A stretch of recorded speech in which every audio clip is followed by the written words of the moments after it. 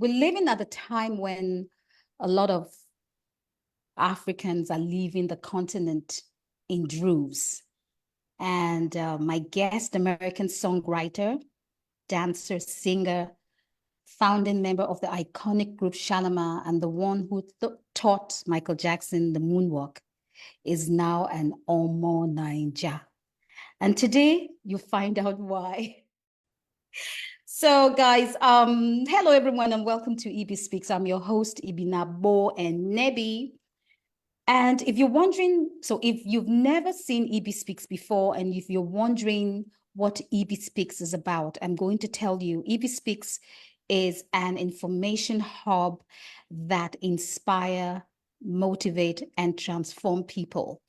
And I do this by bringing in everyday people like you and me, experts, professionals, who share their experiences and expertise, because I believe that collectively our stories and our expertise serve as streetlights and survival kits for those coming behind us.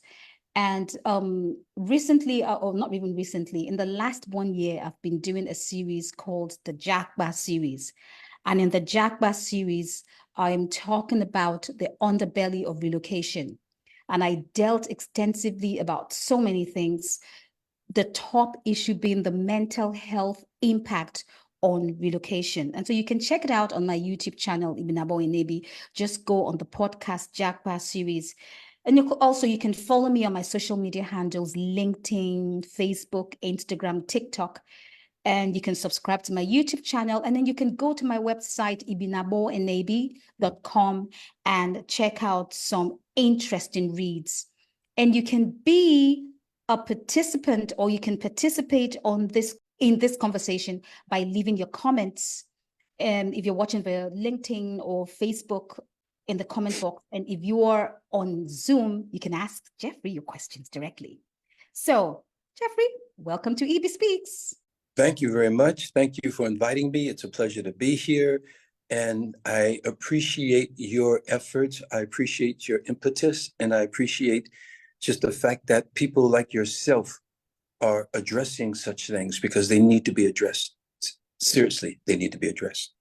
Fantastic. And I remember when you and I first had the first conversation, and then I was just beginning the series, and we had very, very interesting things to say about it. And I really think that this whole Japa thing needs to be addressed, because it's a problem. I must tell you, it is.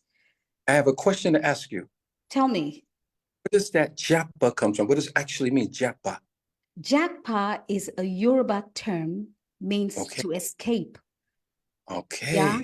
So so Nigerians have always went to the UK or to America to school. And whenever we went, we always came back. But recently, there has been a wave of people relocating, running, leaving the country like in unprecedented numbers, because they are escaping the hardship. They're escaping the difficulties. They're escaping everything that's happening. So that's why it's a term. Japa means to escape, to run away. Thank you very much. So that's it. So let's delve into the conversation proper. And by the way, I want to thank everyone who has joined us on Facebook, on LinkedIn, on Facebook, LinkedIn, YouTube, and for everyone who's joined us here. Perfect. Thank you very much. So let's delve into the conversation, Jeffrey. You are a prolific dancer, a soul-trained dancer. You renowned and respected pioneer of the West Coast dance movement. You took a style of dance from the streets to the main street to the mainstream by showing the backslide on US TV in 1979 on Soul Train. By the way, I watched it. It was lovely. Thank you. And the UK audience in 1982 on the Top of the Pops. You were given a dance performance of the Shalamar smash hit A Night to Remember. Right. So I just want to know, what gave you, I'm going to use the word because it's as if you had my notes. I was going to ask you, what gave you the impetus to pursue dance to the degree that you did? Okay. I can't say the, well, I guess there must be an origin of an impetus, but it wasn't conscious because I'm the Yeah. only boy in the family. I have Yeah. two older sisters and my mother. So everything started at home. My mother was a classical pianist, but she was playing piano in the church every Sunday. She had a youth choir. I had to sing in. I had to be in church every Sunday, Sunday school, and the whole works. And then when my sisters and I would go to the playground on the weekend and they would have a dance, we lived in the projects called Aliso Village. And when we go there would be the Blunt family, the Brown family, the Smith family, the Daniel family. And they would be, have a circle and they would be going at it and going at it. But when they threw little Jeffrey in the middle of that circle, it was over with. And it started there. And I say this as a joke, but I guess it's true. Being that I was the youngest in my family, I didn't know I was supposed to get a real job. So I continued doing it. Yeah, because I was going to ask you, like, did you think it was going to earn you some money? Not then, because there wasn't a dance industry like it is today. Back then, Exactly. when I was young, James Brown was on there doing the James Brown. Yeah. What's his name? Jackie Wilson was doing the Jackie Wilson. Uh, Sammy Davis Jr. was tap Exactly. dancing. These people were the masters of what they did. So you didn't even dream about it. You were just watching them in awe and then imitating them. That's what I was doing. And I was imitating them. And so it wasn't until I saw this TV show called Soul Train. And every Saturday morning, I would get a bowl of cereal and watch my cartoons and everything. And after a certain time, I would stop watching cartoons and get up and do my chores around the house. So one Saturday, it was time to do my chores, and all of a sudden, doom, doom, doo, doo, boom, doo, doo, doo, doo, doo, doo, doo, the soul. Ooh, What the is this? Soul Train. Now, let me tell you why it had such a profound impact on me. First of all, I love dancing. So I was always my middle sister and myself, we would win all the dance contests in junior high school and stuff like that because we were the closest in age. And so everybody knew me as a dancer. I already had a reputation as a dancer. But when I saw Soul Train come on TV, they were dancing. They were dancing good. They were looking good. You're talking about the early 1970s when most of the time when you saw young Black people on TV, we were drug dealers, we were being chased, or it was just buffoonery comedy, I know. dynamite and bucking the eyes and all that stuff. And I'm not trying to, you know, bash any of that, but that's what it was. Yeah. Soul Train comes along and you see us looking our best, being our best. It changed my life right there. My life was never the same again. If my mother wanted to go to the supermarket for groceries, if Soul Train was on, she comes, Jeffrey, let's go. But mommy, Soul Train, back then you don't talk back to you. She just give you the evil eye, just fall in line. But I'm crying all the way to the supermarket and back because I'm missing Soul Train. Your mom would give you the evil eye. Oh, Man. she'd be in piano playing in church, in the church playing the piano. If me and my sisters were over there talking or something like that, all she had to do is look over there and give us that eye. Mommy's giving us the evil eye, and you just freeze. That's all it took was a look. All it took was a look. All it took was a look. The Jeannie Daniel evil eye that kept me in line. And So so, yeah, and so, because I was going to say that, I was going to say at the time that there was Sammy Davis, there was Jackie Wilson, there was Fred Astaire, there was James who else? Brown, James James Brown, Brown, and then there was Gregory Haynes as well. Is it Hines or Haynes? So Gregory was doing the tap dance as well. So I was wondering then, were you going to get like a living wage out of it? So what exactly was it? So, but then you answered the question that you just had that push and that passion to do it. and I wanted to be on Soul Train. I had to be on that TV show. That was my life's ambition. I was studying architectural drafting. I wanted to be an architect because I always dreamed of designing nice buildings or cars or, this type of thing. Still today, I collect architectural, books and things like that because I just love design so much.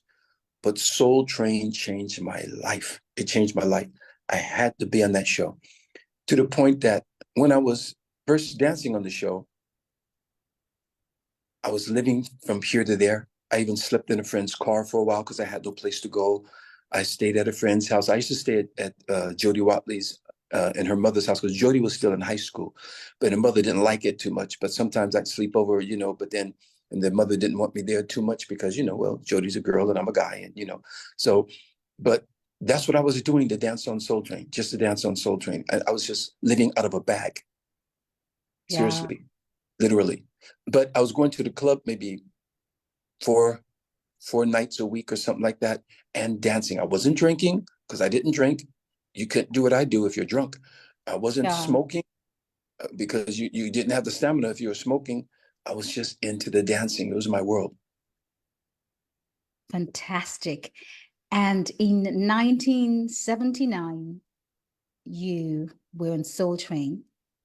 Right. I started in 70.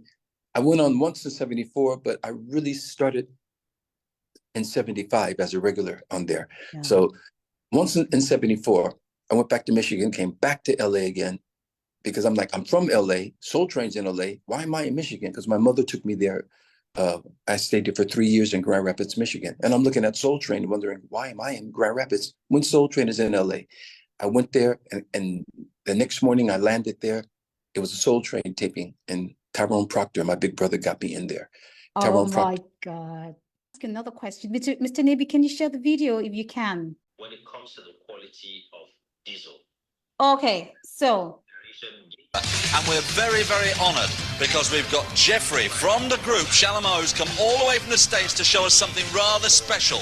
Cop a load of this.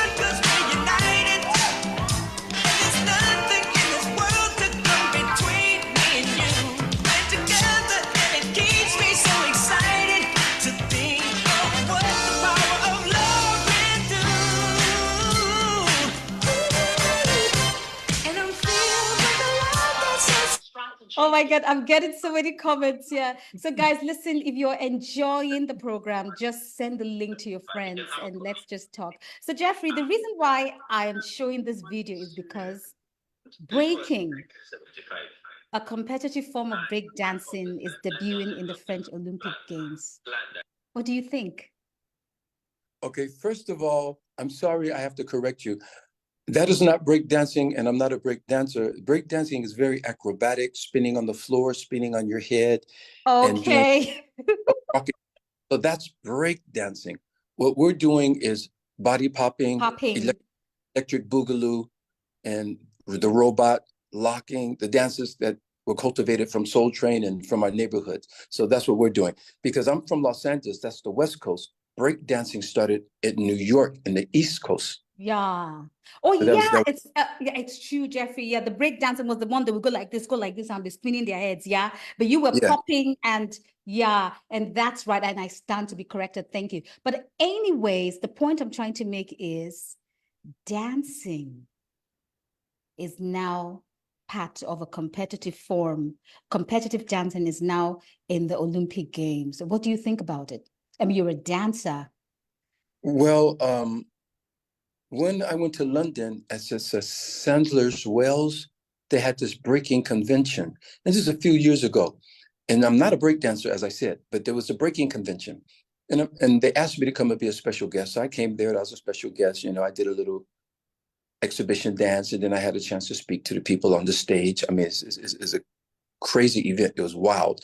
I think the guy's name was Jonesy or something like that. And so it was amazing. Then I started watching these breakers come out. Now I know what breakdancing is. I've seen it before, but I'd never seen it choreographed like that. I'd never seen it organized like that. I'd never seen it so synchronized. And it blew my mind. I'm like, wow, this is what it evolved to? Wow. And so now that it's in the Olympics and being considered a sport, I think it's a big up to a lot of the people because, you know, dancers, we are athletes. You know, a lot of people might not think so, but we are athletes. You know, it takes a lot of athletic ability, agility, and discipline to do what we do. And so to include it into the Olympic Games, I think is very special for the dance world, for the dance community. Can I ask you a question real quick? Speaking of the Olympics, do you feel the Olympics this year?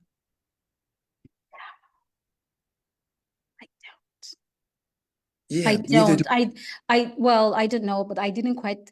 I was saying to my husband yesterday, let me just speak it in Nigerian English. The opening ceremony, no catch me. You know what I mean? I get you. Catch me, catch me. And I didn't even know about it, but I'm watching the news because of the Trump and Harris thing going on. And then that's when I saw, oh, the Olympics are coming, and they're including breakdance. So therefore, I knew the Olympics were coming. It's just back in the days when the Olympics were coming, you felt it. It was talking. It was so ubiquitous. But now it's like, oh, okay, France is having Olympics. Okay, all right. And I'm not trying to negate the amazing athletes that are there, going over there, competing and all that. I'm just talking about the ceremony within itself. Or maybe it's because the world has changed so much. Yeah. I remember the Los Angeles one. I was a teenager at the time. I was about 84. 1984. My goodness. Hey, they did the break dance. They were spinning. My God, it was sweet. So I tip my hat to those guys who dedicate their career and their energy into being break dancer, because that takes a lot of stamina, a lot of agility. I know they got a lot of cement burns and carpet burns. And I said, true, though. I think I'll give it a miss. Okay, I'll stick to it. I do. Well, I like athletics though, so maybe I would watch. The Nigerian girl is running, and there's an Irish Nigerian girl running as well. So maybe because of that, I'm going to watch. I like that. So Jeffrey, I'm going to ask you another question. I know the answer, but I just want to ask you for the sake of people who don't know. Is it true that you taught Michael Jackson the moonwalk? It's true. It's true, and it's not true. Tell me. What happened? I was doing a dance called the backslide. Yeah. Now, it was originated by the Electric Boogaloos, because they're the ones who came up with the whole popping and waving and that. Before then, we were doing locking, whacking, the robot, and a succession of other dances on Soul Train. Then the Electric Boogaloos came along with this whole boogalooing and popping thing, and I jumped on that. And so when I first saw it, it was a little scoot, scoot, scoot. And what's the meaning of scoot, scoot, scoot? It was just like the way you see Michael do it at on the Billie Jean at the Motown 25th. He just took 1, 2, 3, and then he spun. Yeah. But I was performing with Shalamar. So it was my endeavor to slide all the way across the entire stage. So I put these really smooth gliding slides into it. And that's what picked it up. And that's what Michael saw. He's like, wow. Now I had no idea Michael was watching me. Michael Jackson watching me. I grew up watching him in the Jackson 5, and Michael's such an enigma, and he's so elusive in that. And he comes to Disneyland to watch me perform with Shalamar because they're making so much noise about my dance solo on the song Right in the Sock. And he brought little Janet Jackson. This is 1980. So he brought little Janet Jackson with him, and they stood on the wing of our stage and they watched us perform. And after that, that's when I got the call to come and teach him how to do the moonwalk. The backslide. It was still the backslide.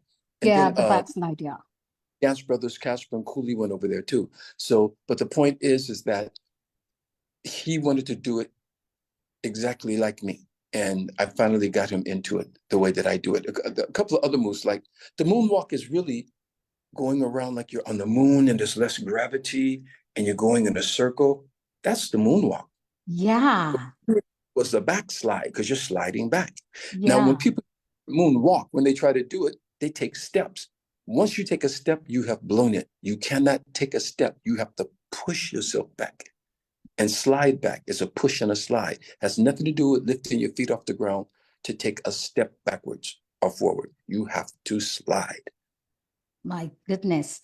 And over the course of time, then you had a 20-year creative partnership with him, and you were on the Smooth Criminal video and the Bad video. Jeffrey, the Bad video. I mean, there is one particular side of part of the, like, I have to speak in Nigerian English so you can understand what I'm saying. Right. There is this particular part of the Bad video where I don't know who this guy was, and then when he goes, you know, I'm bad, and the guy was sliding. You know, the guy was backsliding on roller skates. On the Yes, roller skate. Yeah. that part just did my head like this. What? Thank you very much. I'm glad that stood out for you. And let me tell you why. Michael called me and he said, Jeffrey, can you go to New York? Because there's a director I want to work with, didn't tell me the name. There's a director that I want to work with, and I only have this window of opportunity. So can you go to New York? He was in the studio working on the song. He had it messenger to me. So it's my first time listening to it. It wasn't edited or anything. The organ solo was long and all this stuff. And I'm listening to this. Dun, dun, dun, dun, dun, dun, dun. I said, okay, all right. So I got my dance brother Casper to be my assistant. We jumped on the planes and we flew to New York. So we're in New York, and it's like this guy came with a pair of roller skates. Now, some came from Alvin Ailey's dance studio, dance class, or dance production. Some came from other places. They were trained dancers. Some were street dancers. And this one guy brought a pair of roller skates. The other guy said, Jeffrey, why is that guy bringing skates in here? I said, I don't know. Let's see what he does. Yeah. When I saw him do it, I said, we're good to go. We got to get that in there. We have to get, and there was pushback from the other co-choreographer, Greg Berg, because he's like, that's roller skating, you know? Yeah, but this is street. This is what we do. I grew up skating. I danced on skates. Of course, you know, I did Starlight Express. So, but I grew up dancing on skates. So when I saw that guy doing it, I said, we got to get this in here. And we just got that one vignette. It's long. It just scattered my head, Sha. But the impact, thank you so much. I'm so glad that you. Yeah. I'm so thank you. That was my favorite part of the Bad video. And then he just goes boom, boom. And I'm like, my gosh. Thank you. And let's talk about the Bad beat. Sorry, not the Bad, the Smooth Criminal. I want to ask you about this. You know the way Michael was just going like this, just falling. The lean. Was it pushed? What was the secret behind that? Okay, I did it. Well, I didn't do it first, because I saw it done with people like Danny Kaye, Charlie Chaplin, Buster Keaton, the old and Hollywood guys. I've seen them do it on stage, lean into their audience or something like that. Charlie Chaplin did it. So I did it first in modern times. In Paul McCartney's movie, Give My Regards to Broad Street, I do a dance solo to Silly Love Songs. And I do it there, right? That's 1984. So 1987, we're working on the Bad video, and I go, Michael, this has never been done with an ensemble of people. It's always been done with one person. Could you imagine if we're all leaning, people would be wondering what the heck is going on? He goes, wow, great. And we added into the video. Now, the heel of our shoe looks like a horseshoe. Yeah. So slide into a nail on the floor, or screw rather. We can slide it into a screw and we can pivot once we're there. But a harness under our clothes, and there's a wire going up this way and a wire going up that way, so that these guys are off the camera, giving us some slack and then pulling us back up again on that second deep lean. The first lean we do by ourselves, so we can do that. But that second deep lean, we had assistance with that. Now, here's the crazy thing about it. A lot of things I learned from Michael by working with him. We would watch dailies. That's what they call it. So when you shoot something, you come back the next morning and you see what you've done. So Michael goes, I know we're going to have to airbrush out the the wires, because, you know, the wires will be seen. We got the strongest piano thin type wire to use. So after we filmed that scene, we came back the next day, and when we went to look at the dailies, lo and behold, you could not even see the wires. So it didn't even require trying to bleach them out. For some, they just didn't show. And that was just amazing. We're like, yeah, you know, so yeah. Oh, fantastic. Because no, we were just thinking, how did this guy do this thing? Was it trying to fall? And then there was this rumor that he had these shoes that he did. You know, Michael was such a showman. Yes, he was. He was a Yes, he was. showman. Yeah. Yes, he was. And were you part of the This Is It concert dance? Oh, but I was in the UK waiting for him to come. And I had other reasons for waiting for him. And I was waiting for him to bring the tour to London. So I was in London waiting. And then I was in London when I turned on the news and got the news. And it's like, my breath just left my body. Like, when I first saw it, I'm like, oh, okay. I think he's trying to get out of doing something. So when I see him, I'm going to kill him, because he had done this before. He had, I'm sorry, I'm telling on him, but he had faked the sickness out of another job before. Because God, you can't be sued or something like that. So anyway, so I'm like, okay, I know what this guy's up to when I see him. But when I saw Jermaine finally come in front of the cameras and announce that Michael was deceased, that's when I knew it was serious. And it was like, my phone just was blowing up like crazy. So many people contacting me just to tell me what was going on, to ask me what's going on. I think you already know this. That day, that moment almost broke the internet as the word spreading around the world. I know. News announcers were bawling on air. Yeah. You know, I mean, people, the world felt that. The world felt that. It was one of the greatest losses of our lifetime. And I know if I live another 500 years, I'll never meet a person like Michael again. I'm sure I won't, because he was so unique and he was such a special person in so many ways. And it's like, he's such a humanitarian. It's like, let me give you a little snippet. When we're working on something, like when we're working on Bad, I flew to New York. I have to work with the background dancers in the daytime, putting this stuff together. Then I go to Michael's hotel, the Helmsley Palace, at nighttime. Now we could be working till like 1, 2 in the morning or something. And Michael goes, are you okay? You want to do some more? He never goes, okay, that's it, you guys, let's wrap it up. I have to stop him or else he won't stop. And this is after Thriller. He's already the greatest entertainer in the world, and he's still thriving like this. Like he was trying to begin all over again. Yeah, and that's what made him. He was a consummate, as you said before. He was an entertainer. He was the consummate entertainer, and he just really always worked at it. He gave it his all. So when we're doing the Bad video, which was the first video I choreographed with him, I'm in the Beat It video, but I didn't choreograph it. I'm in the walking scenes and stuff like that. Okay, you did the waka pass. Yeah, I did the waka part. So this is the first, full video that I choreographed with him, and I have never choreographed that many people together before. Guys going this way, guys going this way, da da da da da da da da da. So it was like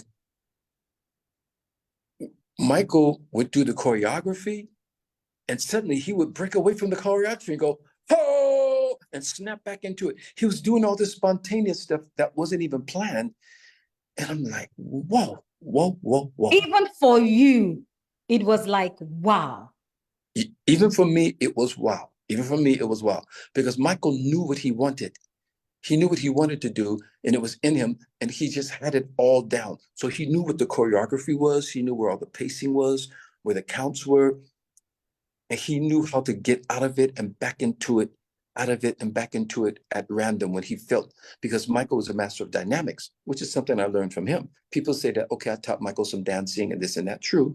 But I learned about dynamics from him. I learned What's dynamics? When to be big, when to be subtle, when to break it out, when to bring it back in again.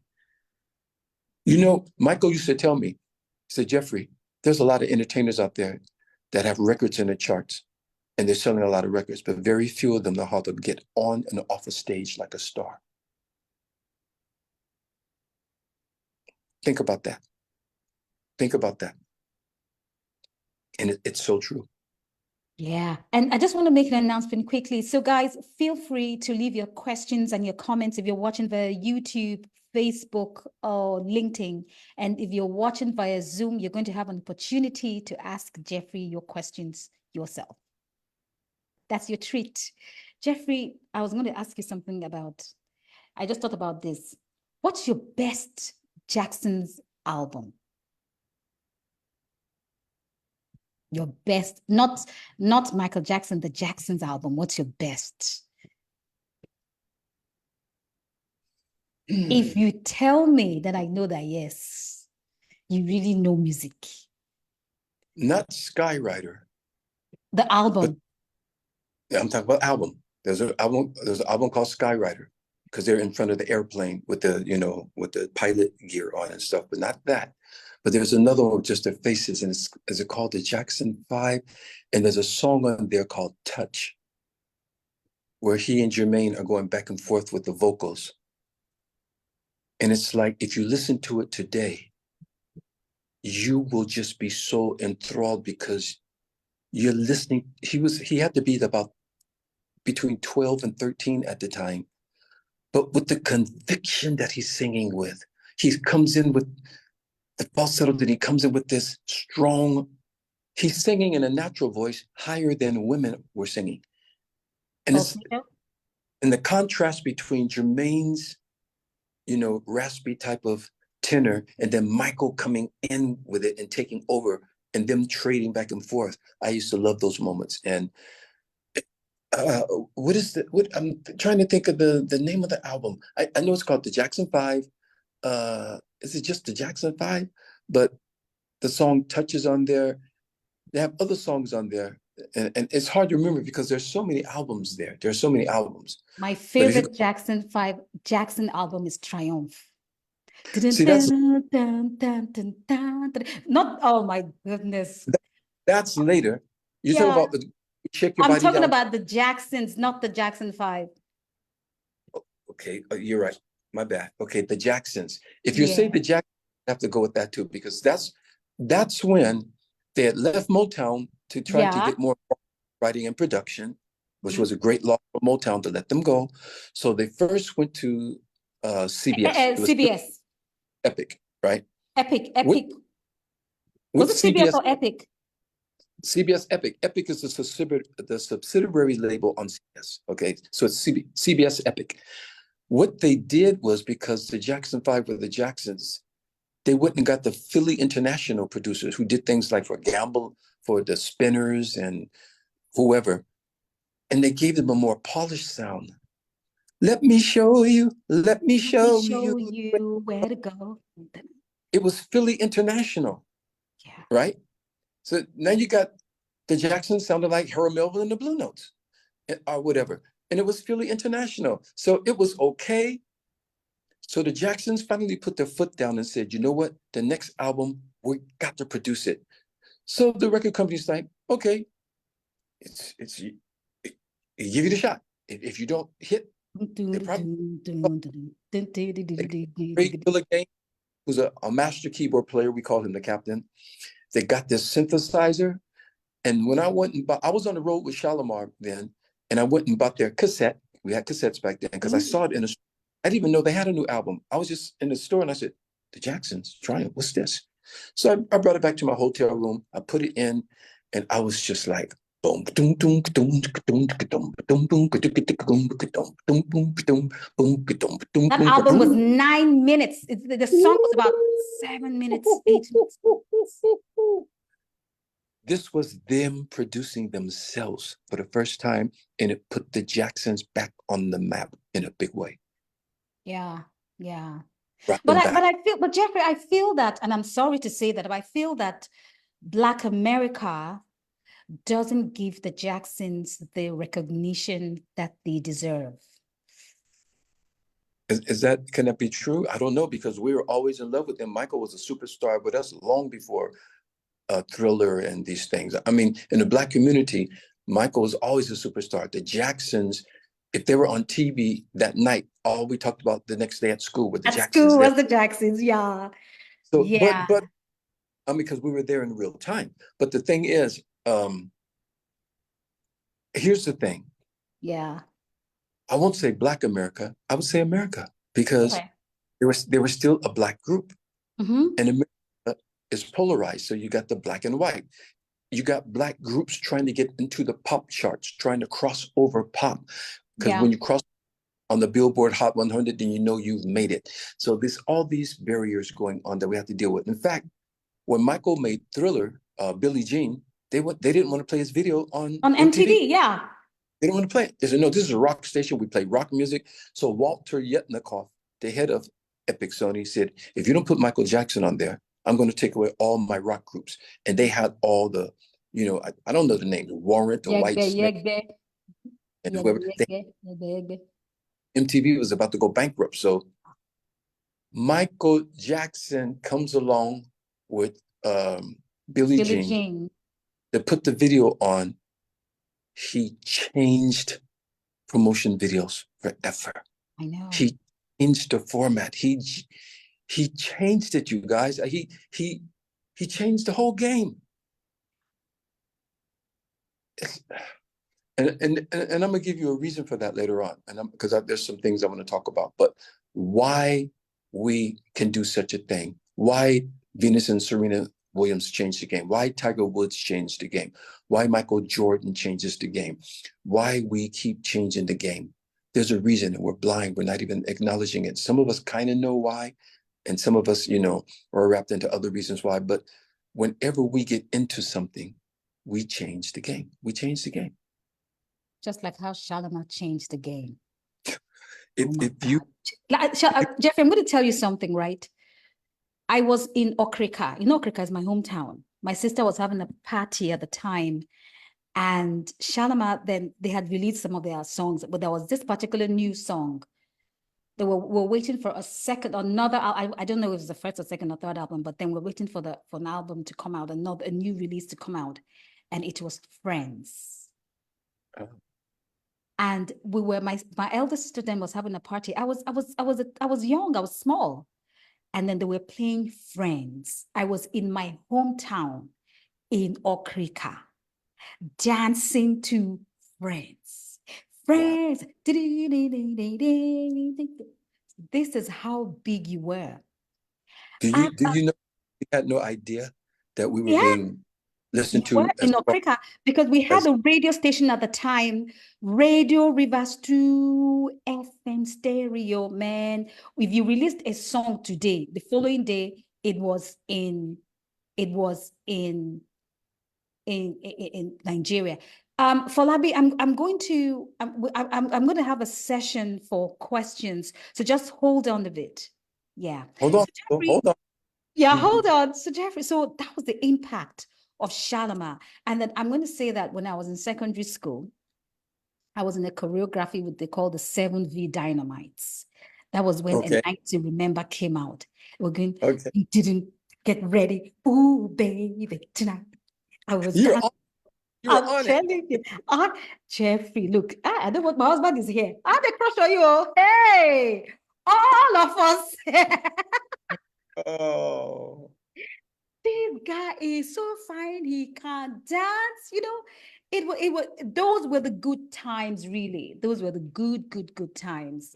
Very good. Life was so simple. Life was simple. You didn't have to pay Wi-Fi, mobile phone, data, subscriptions, TV subscriptions. I mean, life was simple then. It was, right? Okay, Jeffrey, we're going to move on to something else, right? So you co-founded the iconic group Shalamar. Yes. And I was always wondering, what's the meaning of the name Shalamar? Okay. Good question. Thank you. Our very first producer who produced the song Uptown Festival, which was a collage of Motown songs. Go and go, go, no, no, no, and all those songs, right? He's from Morocco. Okay. So he was astute in this whole Middle Eastern type thing. And he came up with the name Shalimar. Now, Shalimar is originally spelled with the L-I-M-A-R. L-I, okay. But That's the French perfume. So we couldn't use the I, so what we did was put an A after the L, so Shalamar. So this is my interpretation of it. The French perfume is the fragrance of whatever, flowers and fragrances they have. But Shalamar is the fragrance of R&B, dance, and funk music. Perfect. Yeah. Okay. Good So question. Thank you very much. you sold over 25 million records. Why did you split? I'm sorry to say, it was all down to, there's a lot of rumors flying around. Oh, they wanted to sing more leads than Howard, and they were fighting among them. No, none of that was going on. The record company was ripping us off blind. That's the reasons why the Jacksons left Motown, because they didn't want to be fair with them. And sadly enough, Solar Records didn't want to be fair with us either. And let me tell you what really woke me up. Here's what really woke me up. Jody Watley and I were staying in West Hollywood and in an apartment. It was the earlier days of Shalamar, like 1979, 78, 79. And I noticed that some members of the Temptations were staying across the street from us in an apartment, driving leased Cadillacs. And I'm like, wait a minute, the Temptations, the biggest name on the planet, and they're renting apartments and leasing cars? How can that be? But that was the format and the formula that they were running, because the people who created the music industry, I think it's not politically correct to admit who created the music industry, but they did. The people who created the music industry, the film industry, the motion picture industry, that's how they were doing. They were ripping everybody off. They're trying to rip off Sam Cooke and Jimi Hendrix and Louis Armstrong and whoever, So when the blacks got into it, they just fell in line with that pattern, knowing that. Because we didn't know about the business. I'm coming from the streets. I'm coming from Soul Train. Suddenly I got a recording contract. I was happy to be on a contract. I didn't know the business. And then when you look at a contract, it's written in all this legal nomenclature. So it's like, he who entereth into this by the third party with bringeth upon thy, it's like that Shakespearean biblical type language. And it's not meant for us to comprehend it. It's meant for lawyers who study these things to understand it. So it could be saying, signeth here, and you shall forever take thy firstborn and something, and I wouldn't know, but okay, I'll sign it. But when hip hop came, these young kids, they knew the industry, they came in to get paid. They came in to get the paper. But back from the 50s to the 60s and to the 70s, very few of us understood the business. But once in the business, I began learning the business. Yeah. So what I did was got us an outside lawyer who was also a Jew, Bob Lieberman, and his brother, Richard Lieberman, was our accountant. Our record company hated it, but what could they do? Then I wanted to get us our own management. And something went wrong there. And I said, you know what? I'm going to continue. This is after we went to the UK in 80, 83, 82. This was after 82. We did about 6 nights at the Dominion and the Croydon Hall a couple of times. We played all over the UK. And when it was time to go home, they put up Wembley Arena and we sold it out immediately. Now they're going, oh, you guys going to do 2 nights at the Wembley Arena this summer? I said, yeah, but how much are we making? Can we see the contract? And they, I said, you know what? I can't do this anymore. I'm just going to enrich you. Now we were making some money. But we weren't making the money. Then I went and formed my own publishing company, and I formed my own group, Eclipse. So I said, okay, well, let me do my thing. I can make some money over here. And they was trying to get a piece of that too. I said, whoa. So you got your hand in every pocket, but if I get a new pair of pants, you're sticking your hands in those pockets too. So I said, this is not right. Where did I get the strength and the confidence to stand on my laurels like that and my morals? I don't know where it came from. I have to say maybe my mother. I was in London doing a film with Paul McCartney, Give My Regards to Broad Street. And I just never went back to America. I said, Paul, when the movie's over, can you give me the money? Don't send it back to America. Just give me the money. I moved into a flat. I made a vow. And that was it. And I stayed. Nobody made any promise. No one, I had no schedules, no appointments, no nothing. And this is what I mean. And I'm going to get back to this later. When you believe in yourself enough, that's when you're activating that God gene in you. And when you activate that God gene, you will move mountains. And when you do that, because I was standing on what I believed in, before I know it, my phone rang. They wanted me to be in the musical Starlight Express. Okay. Oh, the one with Lord On Weber. the Andrew Lloyd Webber. I didn't know who he was. I was hanging up on Oh, he them. was big. He was big. I didn't know who he was because I came up in the music industry on the West Coast. Maybe if I grew up in New York where they have Broadway, maybe I would have known. I knew what Cats was. I knew what Evita was. I knew Jesus Christ Superstar. I didn't know Andrew Lloyd Webber.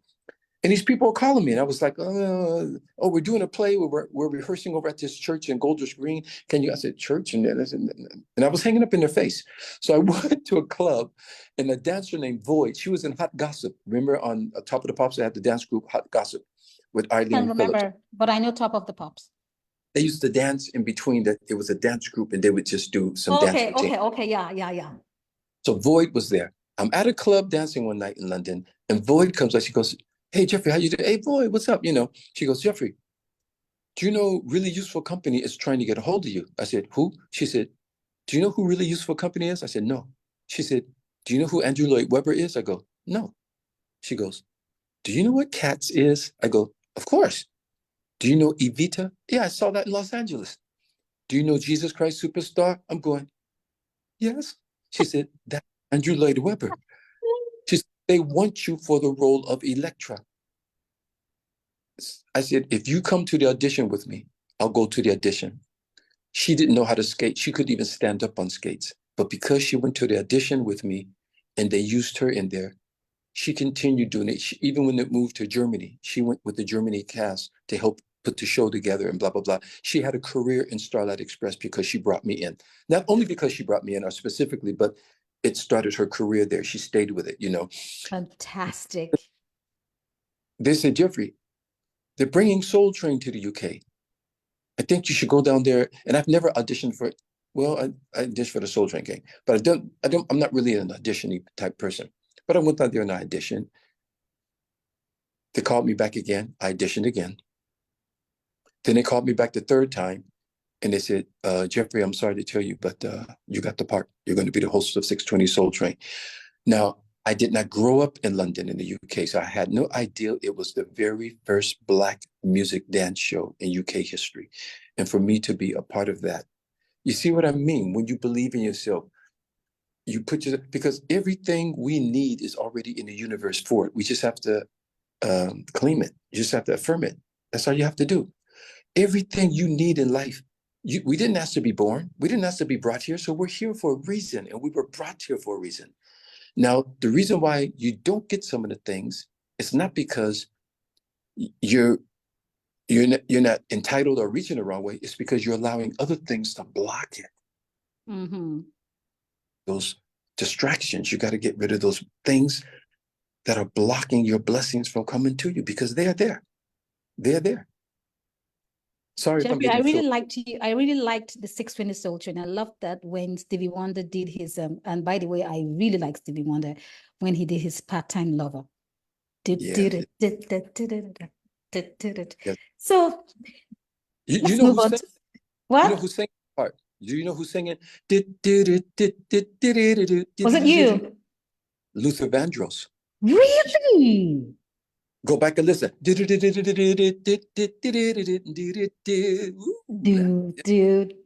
I didn't know. That's Luther Vandross.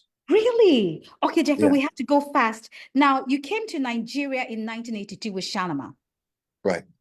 A friend of mine said to tell you that she was there at the National Stadium. She was about 10 years old and she watched you. Yeah. And Wow. then of course, Shalamar was big in Nigeria. And then in 2010, you came to be part of the as a judge in Nigeria. Sorry, a Nigerian Idol. Yeah. And there was 3 seasons. And after that, the next thing I saw you was, well, I'm not going to say. So what were those experiences like for you? Okay, I'm going to have to tell you guys something about me that a lot of people don't know, but it should be obvious by now. I am passionately, unapologetically Afrocentric. Okay. Growing up, my mother always told us, be proud to be African. She always told us that growing up. But did you check your DNA? Do you have any African, what part of Africa did you do your DNA? I have not done that genealogy test yet, but guess what? Tell me. My daughter in Los Angeles and her son Jordan did it, and they found out that they're from Nigeria. So if my daughter and my grandson are from here, where am I from? Of course. What part are you from in Nigeria? Are you from Edo? Are you from Port Harcourt? Are You know you what? Yoruba Demon? Which one are you? Yoruba name, Olagoke. I have a Igbo name. I want to get a Hausa name. I'm part of everybody. Okay, And the thing let me give you a reverse name. a Rivers name. A Port Harcourt name, an Okreka name. Somebody gave me one around there said, was it Ebi? What's that? An Okreka name. An Okreka name. Sotonye. Sotonye? Yes. So Sotonye. Sotonye, what does it mean? What destiny plans for you? Wow. Yeah. Okay, we're gonna have to put that Sotonye. Sotonye. Sotonye. You see, Daniel. you guys take it for granted because you're born in Africa, you're raised in your culture, you know your culture's intact, and you know your names.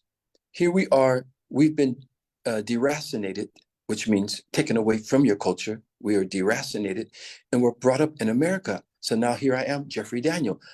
That name has no connection to my culture, to my ancestors, to my people. So I really love it. As I told you, I am unapologetically Afrocentric, and I love it. I love all of the cultures. I don't like the fact that some people weaponize ethnicity and religion because it's so sad because we're supposed to be enjoying the diversities, not like standing against it, you know? Okay, Jeffrey, now we're going to go to the meat of the matter today. And you are Afrocentric. And I was reading in your website that you said that you spent some time in Japan. You split your time from 2010, you split your time in Japan and of course in Africa. And you said because that is where you get your inspiration from. So you've been in Nigeria since 2010, or rather you came to Nigeria since 2010. And at the time when you came to Nigeria, we thought it was bad. Then there was, and then we had the changes in government and it was bad. At the time when you came, people were leaving. I mean, expatriates were leaving and stuff like that, but you stayed. And like I said in the opening, at the time when a lot of people are leaving Africa, are leaving Nigeria, you are Afrocentric. So I'm going to ask you this in Pidgin English because it's going to carry more weight. And should you understand Pidgin? Okay, Yes. and I'm going to speak it in the Pidgin way. Are you ready? Be yourself, baby. Be yourself. Now, waiting you see for our country, when we no see, when we they run comot, but you will just dey here gidigba dey stand. Waiting you see where we will not see. Tell us. Okay, I'm glad you asked that. Now, I'm going to attempt to answer this question as, how can I say, as balanced as humanly possible, because you know in Nigeria, if you stand for something, then something else is standing against you. If you say something, something else is against that. And this is what's going on. So I have to be very selective with my words, but I have to answer the question honestly. So here's the point. If you love the people, you will love the country. That's the first. Okay? No one promised me nothing. No one said, Nigerian Idol did not bring me here. I got that because I came for like 3 weeks and stayed for 3 months. When they heard I was here, my manager, Tunde Babalola, he said, Jeffrey, you want to do things in Africa, but the younger generation doesn't know you. Only the older people know the Shalamar, Michael Jackson, Jeffrey Daniels. So if you want to do things here, maybe this is a good opportunity. Because when he first told me, I said, I don't like reality shows, no. But he convinced me, and I went on, and it served its purpose.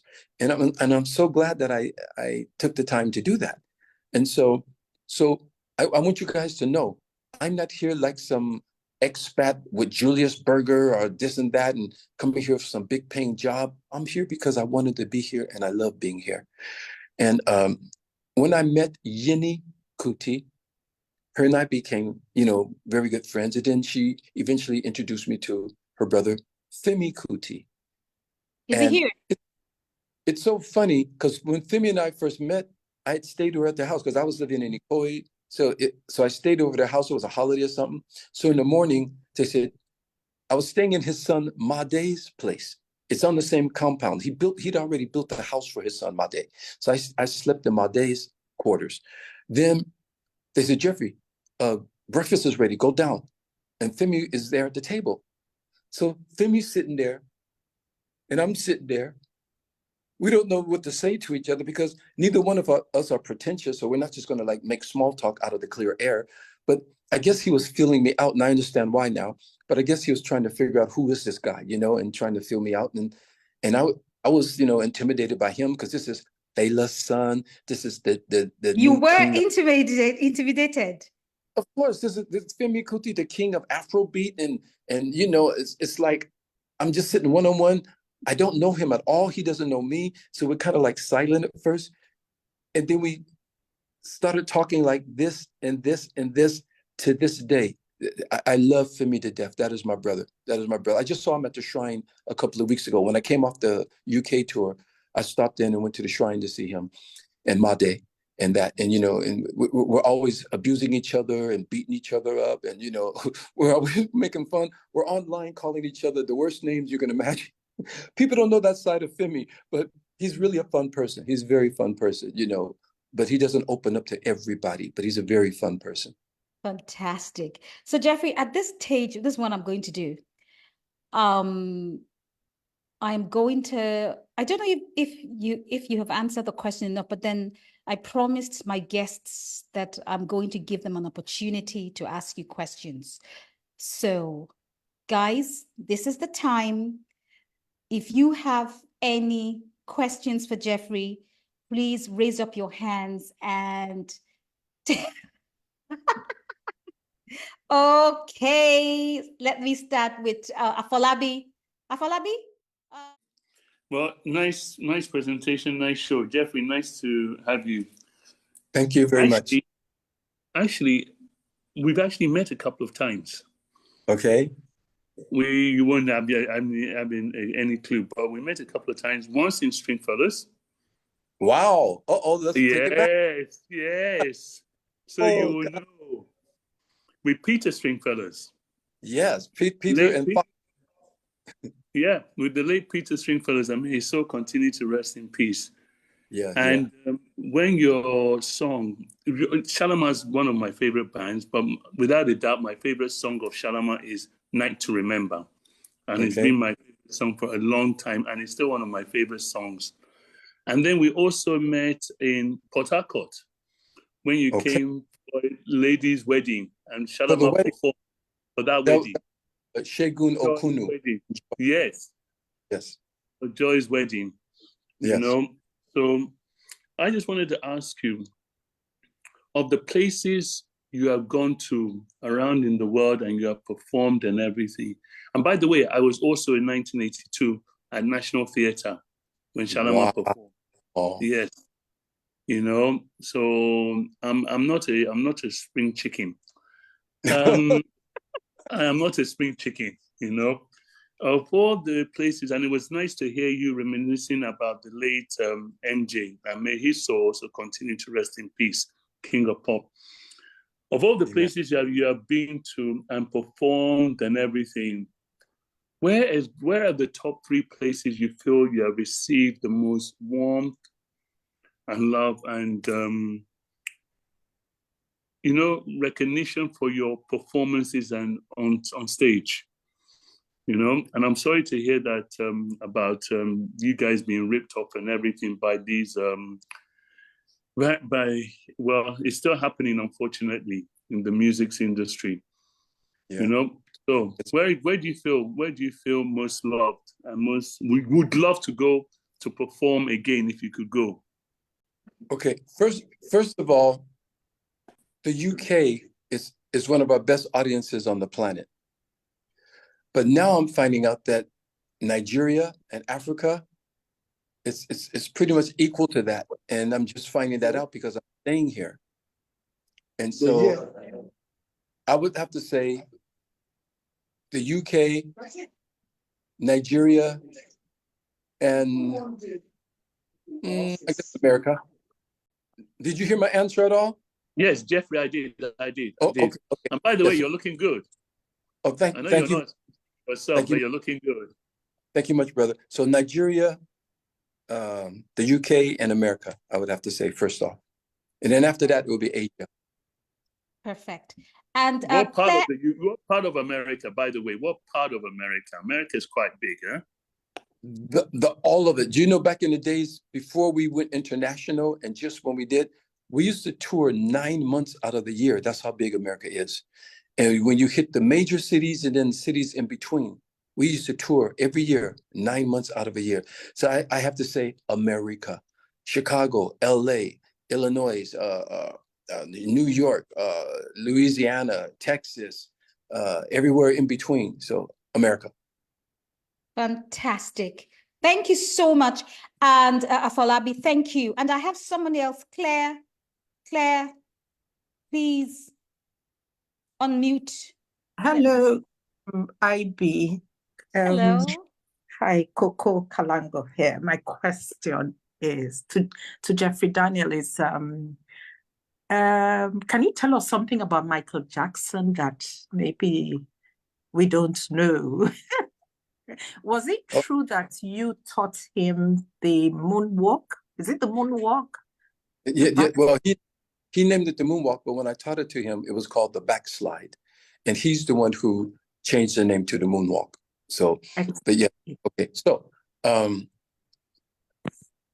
think I want to tell you guys something about Michael that people don't know is that there's two things. One is Michael was so pro-Black, you would not understand it. When you look at his public persona and then, his skin color and all these other things, people kind of got the impression that he wasn't in tune with his Blackness and that. But if you sat down and talked with him, you'd think that you were talking with Malcolm X or Martin Luther King. Michael was very aware of his Blackness, very, very, very aware. And that's in his later days, he started fighting against the system.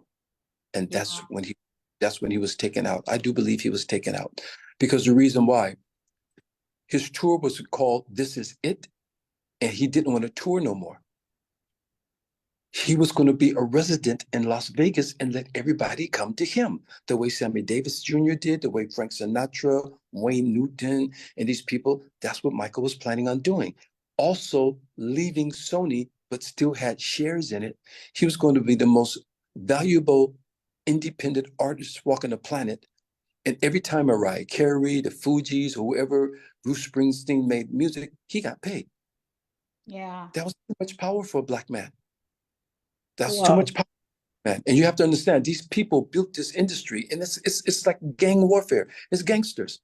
And when you can make money with them, you can make money for them and with them. But when you start trying to get too, as they would say, uppity, as they would say, Sam Cooke, the list goes on. Michael was so smart. He had the most valuable music publishing company in the world. The music publishing that he bought, the Beatles, Elvis Presley, and this person, that person. That guy, he was really, really astute in the business, And so he was a very, very down-to-earth guy, And when he came to Africa, he told me that when he visited Africa that time, his plane was going, I think, to South Africa, and they went into a storm. and it was bumping and bumping, and he was crying, and he said he was balled up. He said, I knew I was going to die like this. I knew I was going to die in a plane crash because he was so scared that the plane was being tossed around and they lost track of the other plane that they were flying with. You know, it's like a very, very, they were right in the storm, but he came out alive, of course. That was back in the days when he came to visit Africa at that time. Now, excellent. Thank you. Okay. The last thing I'm going to tell you that people didn't know, and I didn't know, because my father didn't raise me. I only met my father 3 times in my life. The first time I met my father, I was 11. The second time I met him, I was 33. The third time I met him, I was almost 50. And I visited him at his home in Phoenix, Arizona, and he laid out the family tree. And I found out that all this time, I was related to the Jacksons. They're my cousin, and I never even knew it. All the time I was working with him. I did 2 videos for Marlon. I did 2 videos for Randy Jackson. I did LaToya's video produced by Full Force, You're Going to Get Rocked. And then I worked with Michael for over 20 years, not knowing that we were related. That was blood calling blood. Honestly. Okay, thank you so much, Ibi. It's nice to know that he wasn't just a talented musician, dancer, performer, but also a brilliant businessman. Thank you, Ibi, for the opportunity. Thank you, Jeffrey Daniels. Bye. Thank you, and bless you very much. Thank you, Sister Coco. So I have Mr. Sonny Enebi. Well, thank you very much, Ibi. Jeffrey, guess me, I will just take you and bring you back to Nigeria. How long have you been living in Nigeria, and what would you say are your biggest gains or challenges living in Nigeria? How do you navigate our system? What have you learned, in your time here? I learned to shine my eye. But listen, as I said before, and let me answer your question, because you asked me a question earlier, but now his question, it brings it all together. Yeah. Let me tell you guys how I see Nigeria. They call it the giant of Africa because it's the biggest population. In fact, it's the biggest Black population on the planet. Okay. Now, I look at Nigeria as like, what?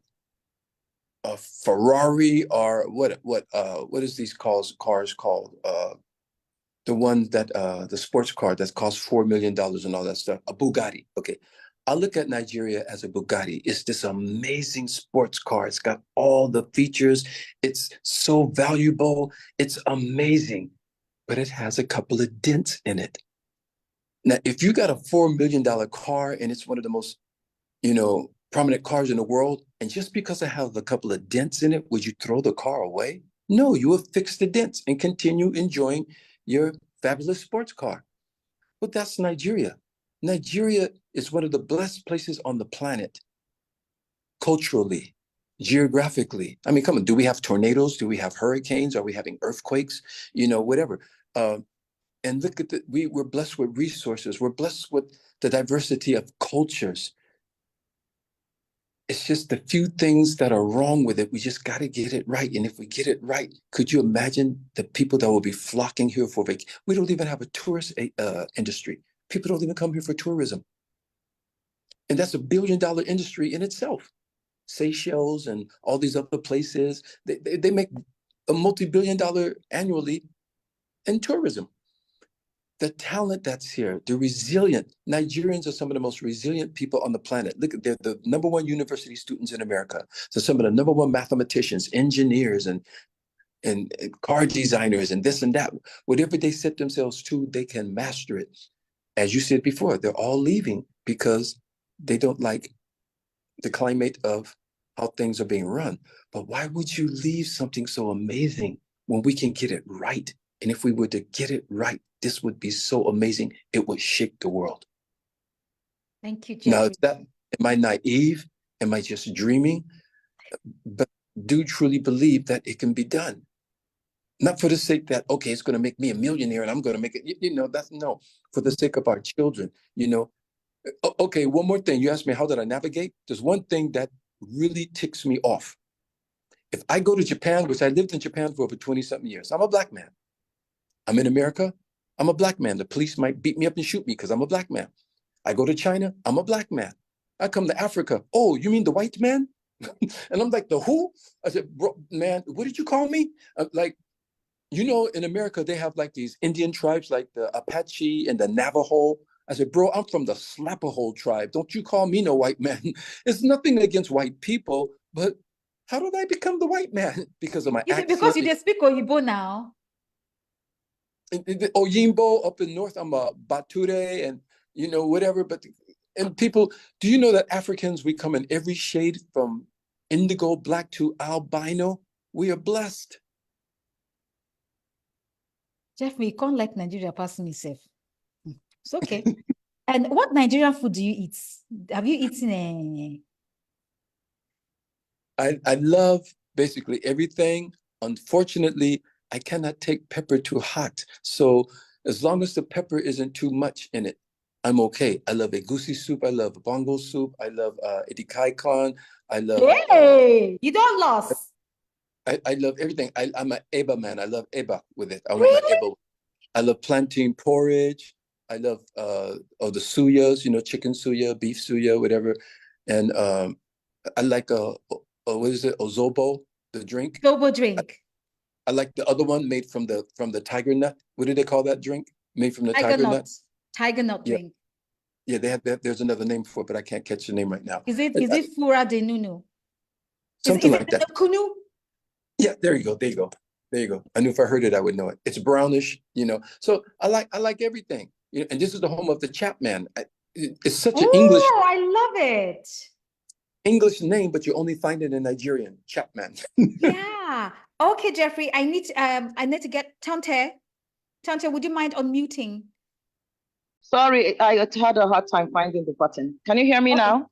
Yeah. Yeah, you're there. Yes. Yeah. Second. Yes, thank you. So yes, thanks for coming online. I really love Shalamar, especially that song Friends. That was my favorite song. Anyway, my question is, where were you born? And when your time comes, where would you like to be laid to rest? That's all. I was born in Los Angeles, California. And when I'm laid to rest, do not take my body back to that godforsaken place. Bury me here in the motherland, please. Wow. Thank you. I guess I knew you were going to say that, so I just wanted to be sure. You heard it first. Thank you. Perfect. Thank you, Tante. Afolabi, you want to ask another question again? Guys, the floor is open. Any questions? Yes. Jeffrey, I would like to ask you, please, what would you consider as your greatest achievement? And you yourself, I would like to ask you, what is your favorite 3 songs of Shalamar? Ooh. Oh, don't me. Okay. Let's get all right. deep. Let's get deep. Okay. My greatest achievement, I would have to say pioneering dance around the world and making street dance an industry, helping to make street dance an industry. I mean, there's other shoulders that I stood on, and then those who are standing on my shoulders as well, who contributed to it. But, you know, I kind of like helped to pioneer it and bring it to the masses in the way that I did. And so that, and then reuniting with Shalamar, I never would have thought that at this age and at this point in my life, that we would be doing what we're doing today. Last year, we were inducted into the London Music Walk of Fame. So now they have our name on the sidewalk in Cape Town. Congratulations. Thank you very much. And last year, they voted us the #1 R&B group of 2023.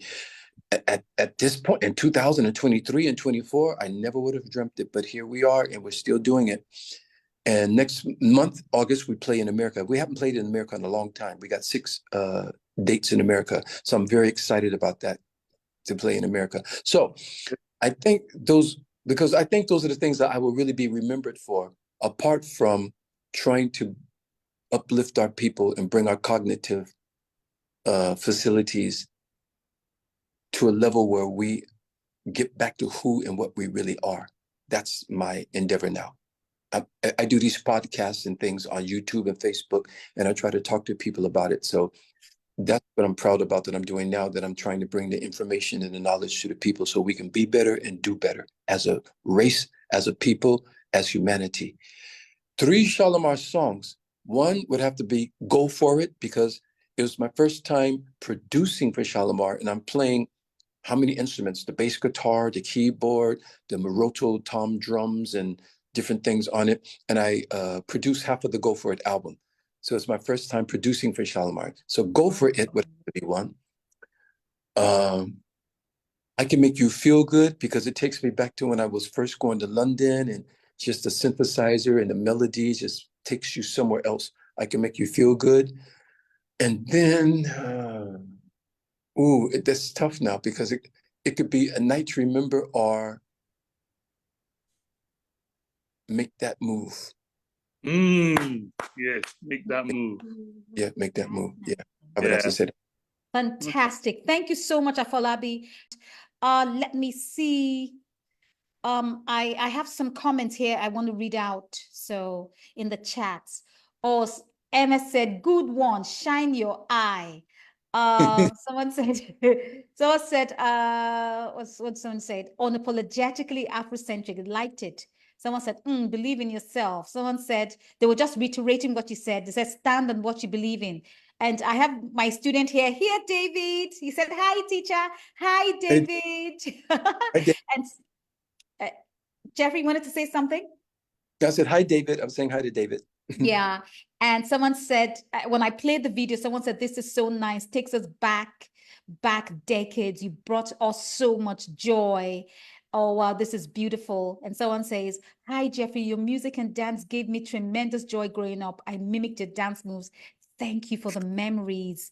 Someone said, Jeffrey, your moonwalk dance is still real to me. I'm sure Michael Jackson's still doing the moonwalk in heaven. Cheers. And let me say, I have more comments here. I love Make That Move, A Night to Remember. Don't take my body back to that godforsaken country. Oops. Very proud to be a young Shalamar fan. Lauren said that. Oh my goodness gracious me. Yeah, and how involved are you in the Nigerian music industry? What do you think about Nigerian music making waves around the world now? That's a good question. And I have a multiplicity of answers for that. Yeah. But basically, I have to salute them, the Burna Boys, the Davidos and WizKids and Tiwa Savage and Tim's and Ashake and all these people, because they're selling out stadiums overseas. Now, when I came here in 2010, I told, you can ask Tunde. My manager is Tunde Babalola. Excuse me. So I took on a Nigerian manager. He's been with me for over 20-something years now. Coincidentally, he's the #1 script writer in Africa. He wrote the movie on Fela Kuti's mother. Okay. He wrote that movie. Fumilayo. Yeah, and he wrote October 1st and The Last Flight to Abuja and the CEO, the meeting. And he's just got a new movie that's coming on Netflix. That's what he does. But out of passion, he has my back and he comes on the road with me in Shalamar, just out of passion. You know, he just loves it so much. And we love him very much. So it was Femi Kuti, Tunde Babalola that really got me into what's going on here and helping to guide me. What was the question now? Because I lost my train of thought. The Nigerian music scene, what do you think about them? There you go. I did a Joe Biden on you. Sorry about that. Okay. So anyway, I love what, okay. Back in 2010, I told Femi, when the rest of the world sees this, it's going to be a Nigerian musical renaissance. Back then it was M.I., Two-Face, Cass, Nice. Speed, Nice. D'banj, all that, D'banj, Mo Hits, Dr. Sid, Wade Cole, all this, YJ, all this was going on. And I said, when the rest of the world sees this, they're going to go bananas. Watch it. And sure enough, here it happens. Now, I don't have a part in it. And one of the reasons why is because I had to step to the side. When I first got here in 2010, as far as spending time here, if you went to a club, you heard 90% Western music and 10% Nigerian music. Now it's 90% Nigerian music and 10% American music. And I'm glad to see that change. And it's like, if you don't put your colloquial in there, if you're not doing their vernacular, if you've got some pidgin in there, if you don't have some of their native tongue in there, it just ain't gonna happen. And I don't know that. I can't tell them how to do that. That's what they do. And I'm watching them do what they do. I only have one critique. And the only reason why I can critique is because I am an elder in the music industry. So, this is what old people do. We critique things. Okay. The only critique I have is my blood was boiling when I started hearing Nigerian artists using the word nigger. And I'm like, wait a minute, come on, you guys are not niggers.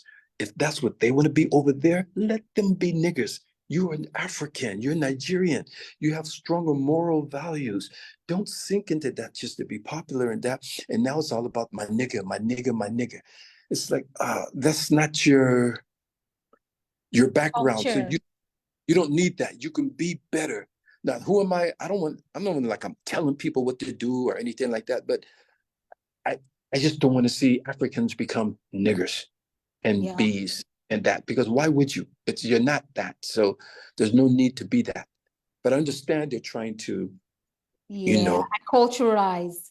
Now, keep up. Jeffrey, I'm not cutting you short, but I just want to quickly put into this comment. Someone said, I really enjoyed the entire interview. And Jeffrey, there's a request for you to dance. So yeah, I told you. Jeffrey is such a nice guy. He's so humble. I love him. And so I'm going to say this, right? I'm going to say this, Jeffrey. I'm not, I don't want to, but I'll just say it. The first time I got Jeffrey's number to call him, I was shaking. I was like, hey, I don't enter. And I called him the first time, but the phone didn't ring. I called him the first time, he didn't pick. And I'm like, hey, God. And then I called him a second time and I sent him a text. And then I called him a second time and he said, oh yeah, the phone has been here, it didn't ring. And we talked for over an hour as if we had known each other for a very long time. And Jeffrey, Jeffrey's here, so I'm not saying it because you're here. And I'm saying that in spite of who you are, you're very easy to work with. You are very teachable. Imagine me telling you, why didn't you do this? Why didn't you change your shirt? Why didn't you? And you're just so forthright, authentic, and very humble. And so, yeah, so that's Thank a fact. you. Yeah. And you're not fazed by all the stardom and all those things. You're just a normal, regular guy. Because you've been there, you've done it, you've got a t-shirt, right? Yeah, they have to understand, and I want to say this to people who are aspiring in the music industry or whatever.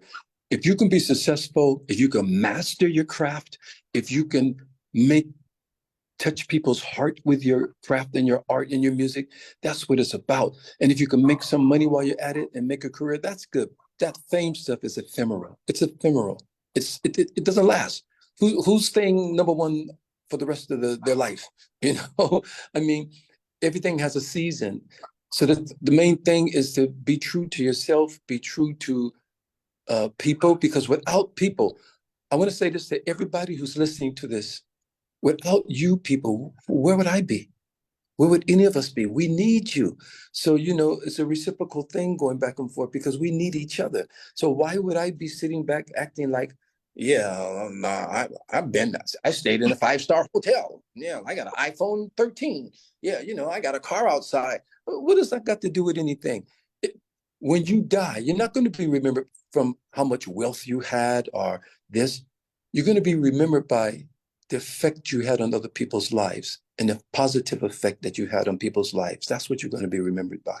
Fantastic, Jeffrey. I want to read this. Someone said, hi, Jeffrey. Watched every bit of the interview. You're in your elements. Really proud of you, Dr. Ibrahim Wada, OON.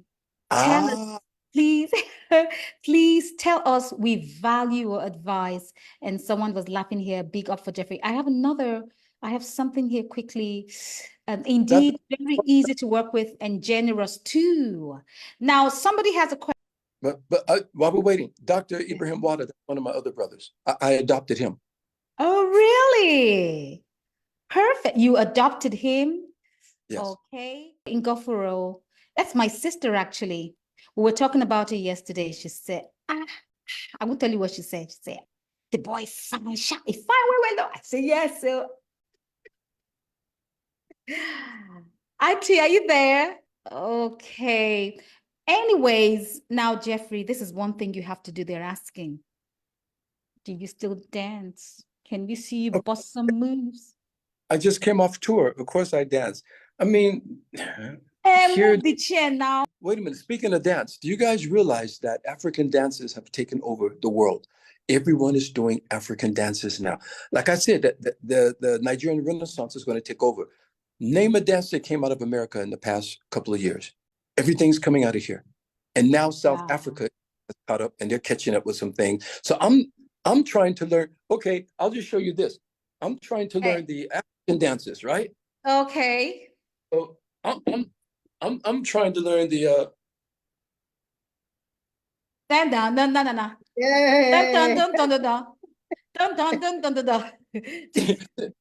I'm doing the mm, mm, mm, mm, this is what I'm learning. The shoke, shoke.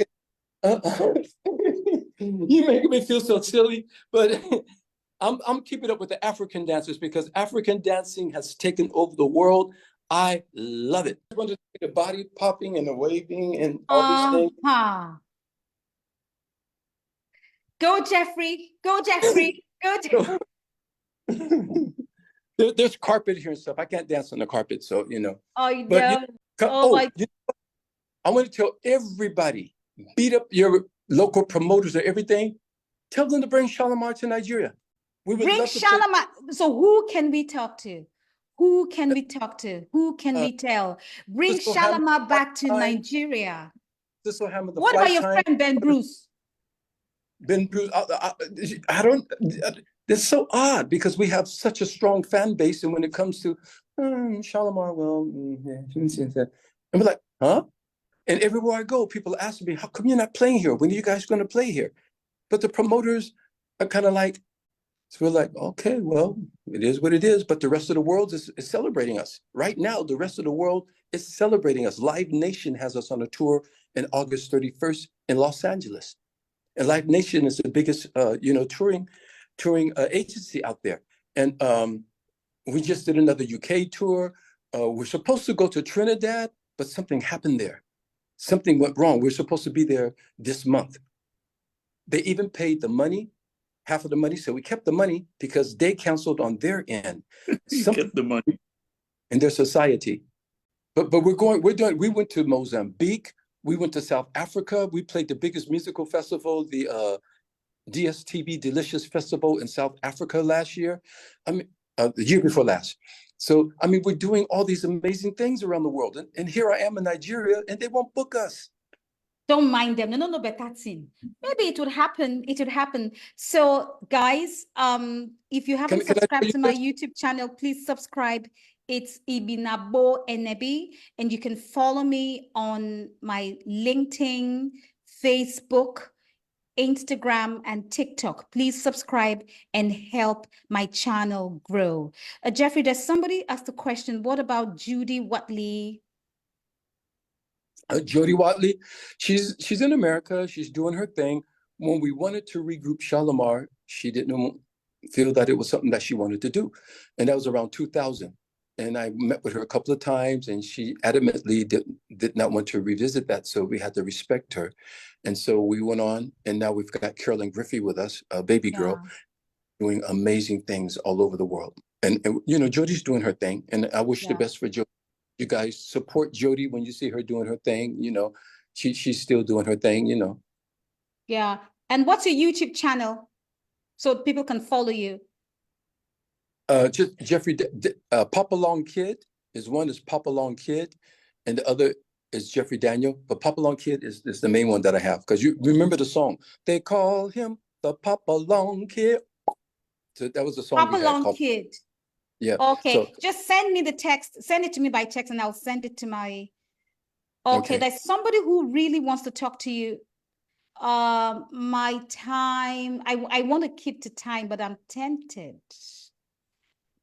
Because the conversation, oh sweet, gone. All yours. I'm here. We're here together. We're in this together. Let's go. Yeah. So I want to give time to some people now, to some people to ask questions. I have one.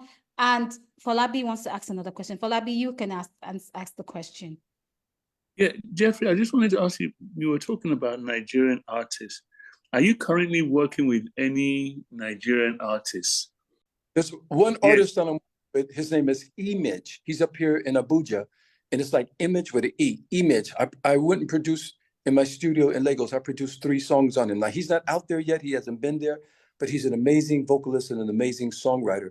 I was working with some of the kids from Nigerian Idol, Steve O, Joe Blue, Yenka Onka, Mercy Chinwo. Now, Mercy Chinwo is the #1 gospel singer in Nigeria.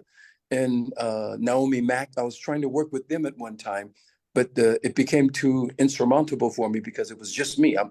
It's just me, you know. So I'm not working with anyone who's out there now, but there's one guy up here in Abuja named Image, and we're trying to do something together. So, you know, he's an amazing vocalist, you know, no auto-tune, he sings. No auto-tune, he sings. Okay. Fantastic, Jeffrey. Just one more question and we have to wrap it up. And so somebody says, how is your Japa experience in Nigeria? And that will be the last question. Okay. My Japa experience in Nigeria is, how can I say? It has its pros, it has its cons. I'm so blessed that people appreciate what I have done in my life and who I am as an artist and as a person and as a performer, whatever like that. And I'm trying to blend in as best as I can, you know, but I will always, some people always look at me as an Oyimbo or always look at me as Bature, but, you know, I don't really care about that, you know, that's perspective. But I hope I could be a part of, even if it's so minuscule, of trying to bring us back to who and what we really are. Because once we wake up out of this slumber, we will change the world, and the world is waiting for us. This is our planet. Africans are the primordial people. They're the first people born on the planet. Any white scientist would tell you this. They would tell you that the African is the only 100% human on the planet. You do not have the Neanderthal DNA. You are 100% human. We taught the world math. We taught the world science, medicine, everything. You know, but now we're putting this paradigm that we're trying to keep up with, this Western paradigm. We didn't have governors and presidents and senators and that. We had chiefs, we had emirs, we had obas, we had, you know, so, but we're in Africa, living in a Western paradigm in Africa. And that's why it's not working. And that's why there's so much confusion and conflict going on. So we have to find a way to wrestle ourselves out of this thing and get back, because this is our planet. The Europeans are not indigenous to anywhere on this planet. Wherever they went, they found people of color. You have to know this. Okay, so thank you very much, Jeffrey. I mean, I've prolonged it for like 10 minutes. So I want to say thank you to everyone who's joined us in this conversation. Thank you, Jeffrey, everyone. I really enjoyed this conversation. And guys, if you haven't followed me on my YouTube channel, please follow. It's Ibinabo Enebi. You can follow me on TikTok. You can follow me on Facebook. You can follow me on Instagram. And you can check out my website, Ibinabo Enebi, for more interesting reads. Thank you so much. And thank you for everyone who's saying, well done, Ibi, well done. And thank you, Jeffrey. Mwah, mwah, mwah. Jeffrey. Okay, thank you for making this happen. Thank everyone who came onto here tonight. I love you all. We got to make love great again. We got to spread the love. We're going to go to the top, you guys. Are you ready? Let's go. Let's go. So thank you, everybody. And Jeffrey, I'll call you. Bye.